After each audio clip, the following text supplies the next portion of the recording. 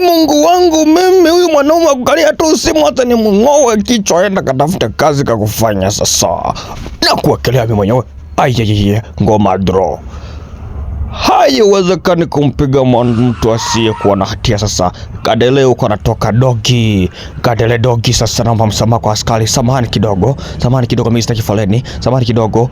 Pusi na dogi hapo kidogo kapiga pancha. Kaingia shortcut. Huku waikujua kama binadamu wa sasa hivi ndo walivyo, unamtibu jicho. Akishapona jicho lake anatamani pasua macho yote mawili yako. Tenda wema uende zako, usitegemee wema malipo kwa yule uliomtendea.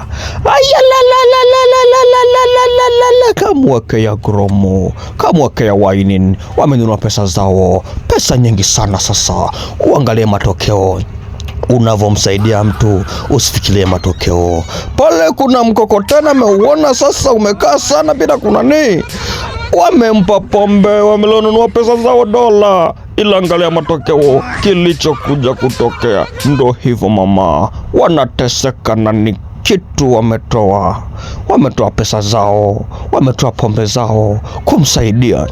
Kuna msaada, kuna vitu unavyotoa msaada, ukiutoa visivyo, utoe vilivyo, utoe vinavyowezekana, inakuwa ni ngoma draw.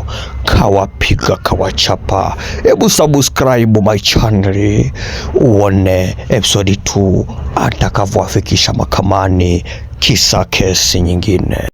Usiwahi tumia bangi ya miadarati yoyote kama hujafanya kazi. Fanya kazi kwanza, baadaye ndio ni muda wa mahesabu, muda wa mavuno ndo utumie miadarati unaitaka wewe, lakini kwa kujipimia. Angalia wakina mama wametumia miadarati asubuhi na wakalewa. Baada ya kulewa walikuwa wanajiandaa ile kwenda kazini. Baada ya kwenda kazini sasa, kwa sababu wametumia miadarati asubuhi mapema bila kufanya kazi, miadarati imeonyesha kwamba kila anavyovuta bangi anaona nguruwe anakunya pesa. Anakunya pesa mama. Ushawahi kuona mbolea ya pesa inayotoka kwa nguruwe? Nguruwe mwenyewe anamwona dhahabu. Subscribe kama umejifunza kitu kama mimi. Tafsiri DJ, Tafsiri Kenya Official. Subscribe my channel. Thank you for watching.